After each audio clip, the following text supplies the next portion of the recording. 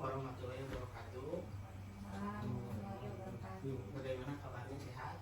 Alhamdulillah. Jadi Bapak bagaimana? Alhamdulillah saya juga sehat. Hari ini saya akan mengajarkan analisis SWOT, solusi bisnis daring. Sebelumnya, perkenalkan, nama saya Fadil Nova Mumtaz, lahir di Bandung 2 April 2001. Ini nomor telepon saya 089 66441 394 10.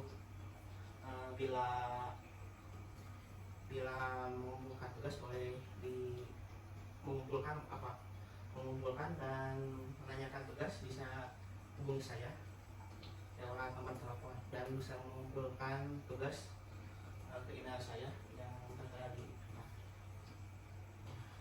Selain itu, selain saya mengajar, saya juga bekerja sebagai penyedia kerja di Dinas Ketenagakerjaan Kabupaten Bandung. Untuk tenaga kerja itu bagaimana? Kamu boleh tahu?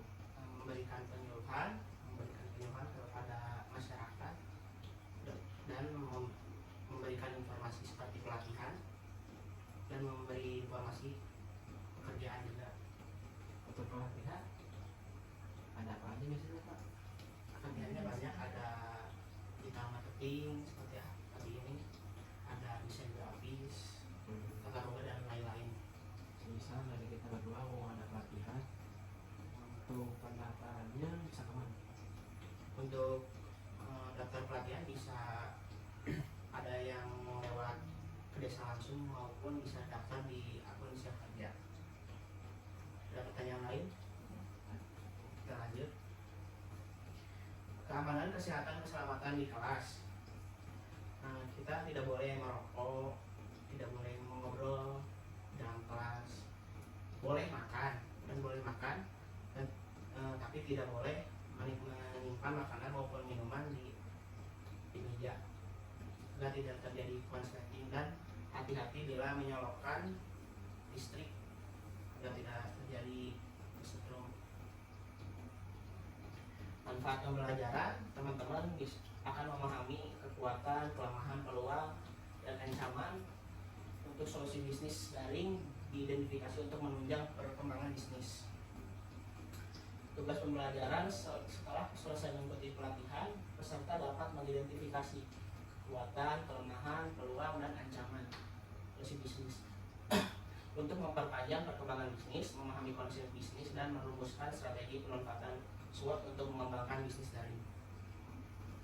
Manfaat pembelajaran, peserta akan memahami kekuatan, kelemahan, peluang, dan ancaman solusi bisnis daring diidentifikasi untuk menunjang perkembangan bisnis.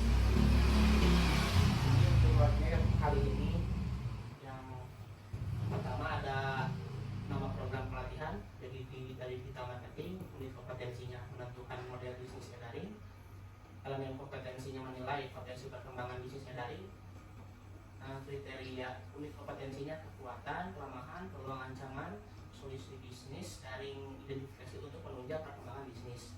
Judul micro teaching kali ini analisis SWOT, solusi bisnis daring.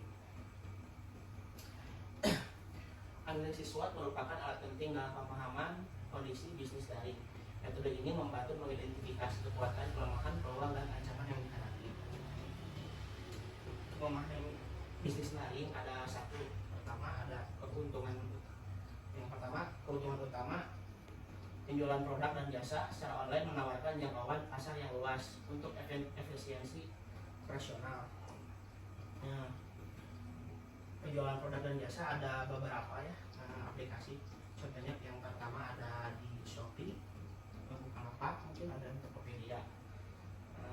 Kalau di TikTok aku termasuk, Pak. TikTok Shop itu masuk dari penjualan produk secara daring juga bisa di TikTok Shop.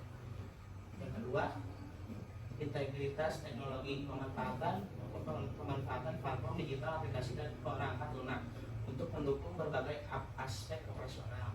Yang ketiga, tantangan digital. Persaingan ketat di dunia daring, tantangan dalam membangun kepercayaan dan membangun brand yang kuat. Tantangan digital ini kita harus kuat membangun brand suatu produk agar kita bisa bersaing lebih kuat di dunia maya.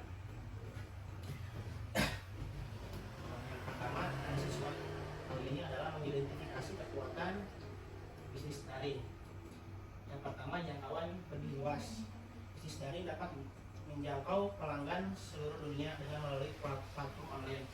Nah, di sini kita bisa melihat bahwa bisnis secara daring itu tidak hanya untuk dijual di Indonesia saja, melainkan bisa dijual secara internasional. Biaya operasional yang sangat rendah.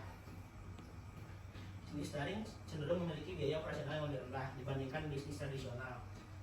Mengapa lebih demikian? Karena bisnis tradisional terlalu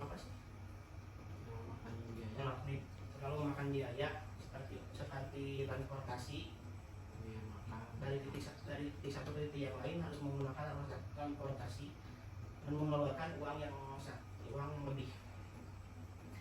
Yang ketiga, fleksibilitas tinggi. Bisnis daring memungkinkan pemilik bisnis untuk bekerja kapan saja dan di mana saja. Nah, di sini bisa kita lihat bahwa bisnis daring itu fleksibel, ya bisa di mana saja, bisa di rumah, kalau bisa main bisa sambil berbisnis juga gitu, bisa sambil di coffee shop juga bisa gitu. Ya. Identifikasi kelemahan bisnis daring. Yang pertama adalah ketergantungan teknologi. Bisnis daring sangat bergantung pada teknologi yang dapat mengalami gangguan masalah. Seperti contohnya bila aplikasi sedang maintenance, kita tidak bisa menggunakan aplikasi tersebut. Jadi kita udah stop aja gitu, tidak bisa, harus menunggu jangka waktu yang ditentukan selesai pemulihan internet itu. Kalau semisal untuk jaringannya misalkan ada gangguan, apakah termasuk ketergantungan teknologi? Bisa aja ya, kita harus nunggu dulu bahwa misalkan listrik sedang aliran atau apa, kita tidak bisa menggunakan aplikasi itu di kantor, tapi bisa saja kita menggunakan aplikasi di mana gitu, misalkan berganti tempat itu bisa mendukung ya. Yang kedua, ada persaingan tinggi. Bisnis daring menghadapi persaingan sangat ketat dari berbagai platform pemain di industri yang sama. Yang ketiga adalah masalah keamanan. Bisnis daring rentan terhadap masalah keamanan seperti pencurian data atau serangan cyber. Nah, itu kekurangan bahwa bisnis daring itu suka ada serangan cyber maupun itu, karena kita realistis saja bahwa di Indonesia sedang gencar-gencarnya pencurian data, dan keamanan di Indonesia pun sedang lemah. Apa itu bertanya, kalau misalkan dengan mengganti paspor segala kala itu menjamin keamanan? Itu menjamin keamanan karena bila terus menggunakan password tersebut bisa terletas juga kan. Kalau kita mengganti password secara berkala dan global itu maksudnya, kalau bisa. Jadi ada yang bisa di-verify dulu kalau mau masuk aplikasi.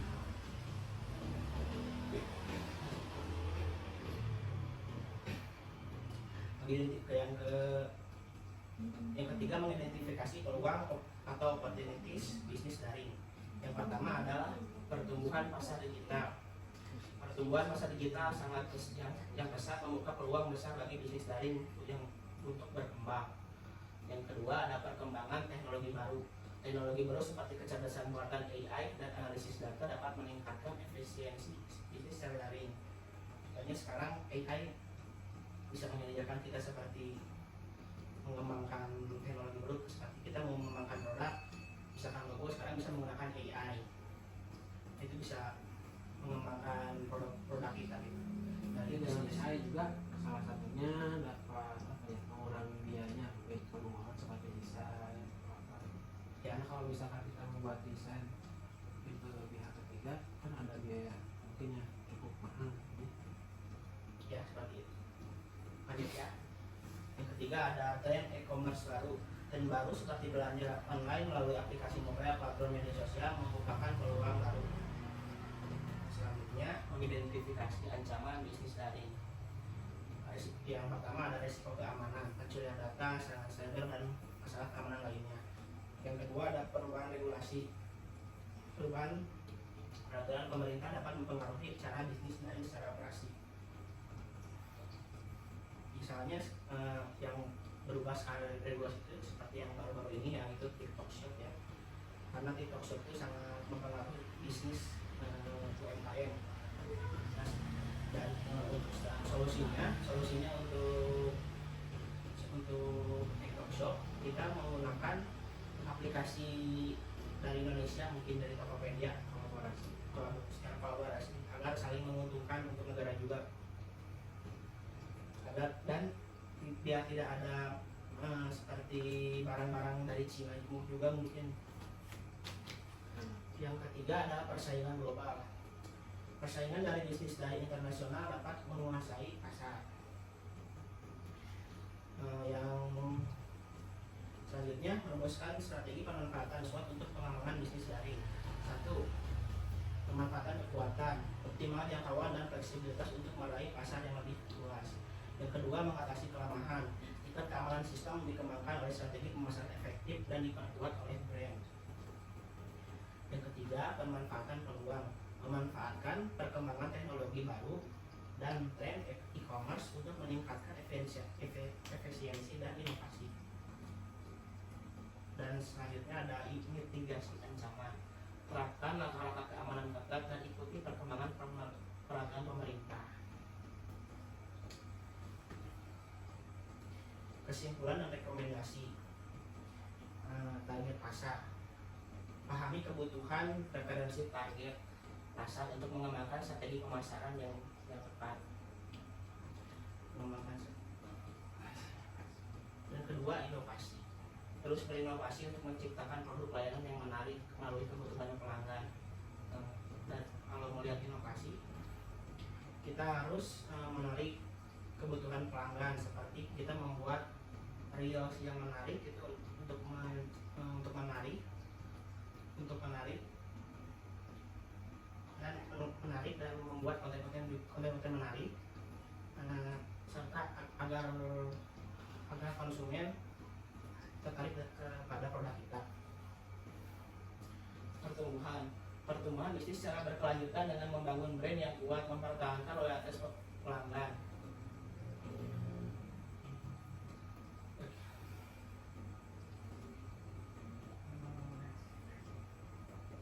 Lisan. Sebutkan apa saja analisis SWOT. Ada yang tahu? Aku satu yang strike kekuatan, Betul. kedua weakness kelemahan, opportunities peluang, dan threat-nya ancaman. Bagus. Ada Yang lain ada yang mau menjawab juga? untuk analisis SWOT itu melakukan analisa hanya untuk terkait pengembangan produk saja atau bisa untuk menganalisa yang lain? Kalau sebelum bertanya jawab, mohon dijawab dulu yang tadi apa saja analisis SWOT. Nah, Yang pertama ada apa saja? 1, kekuatan, 2, Kelemahan, kelemahan, 3, opportunity, dan peluang, threat-nya, ada threat, ancaman. ancaman. nah, betul. Itu adalah macam-macam. SWOT itu adalah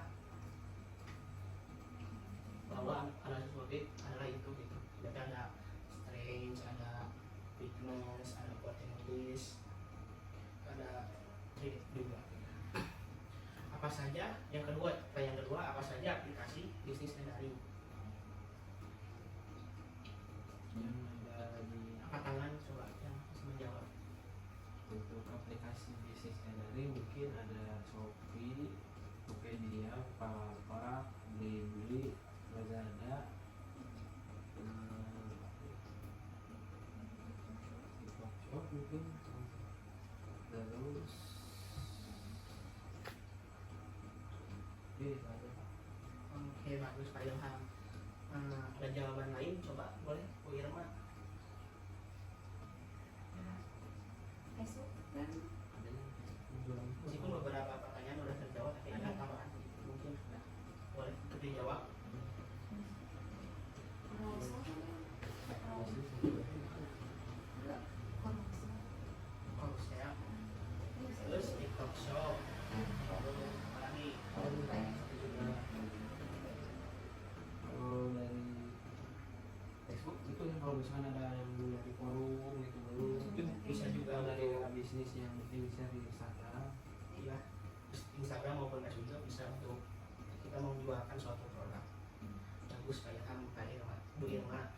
yang sangat menjawab.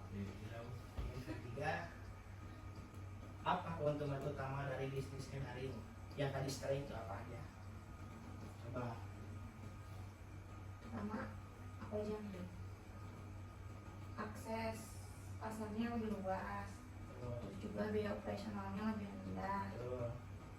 skala juga lebih luas, Oke. bukan mencakup nasional aja tapi internasional juga. Terima kasih sudah menjawab Mirna. Ada jawaban lain coba Pak Ilham? Jadi mungkin implementasinya bisa di mana saja, tidak harus terpaku di satu tempat seperti toko. Yang mana dengan adanya bisnisnya dari kita bisa melakukan bisnisnya di luar rumah, di mana saja, seperti misalkan di nongkrong bisa juga melakukan bisnisnya. Transaksi yang masuk, pesanan dari konsumen. Oke, terima kasih Pak Ilham sudah menjawab. Untuk evaluasi, teman-teman bisa mengisi soal yang akan dikumpulkan untuk hari ini. Kita kan udah siapkan juga dikerjakan sekarang bagaimana? kerjakan sekarang. Ini untuk soalnya, yang pertama apa saja ancaman bisnis daring, yang kedua apa saja kelemahan bisnis daring, apa saja kekuatan bisnis daring, dan apa saja peluang bisnis daring. Ini untuk tugas tambahan buat yang pertama adalah buatlah analisis produk yang sudah dikerjakan, analisis SWOT-nya gitu. Nah, yang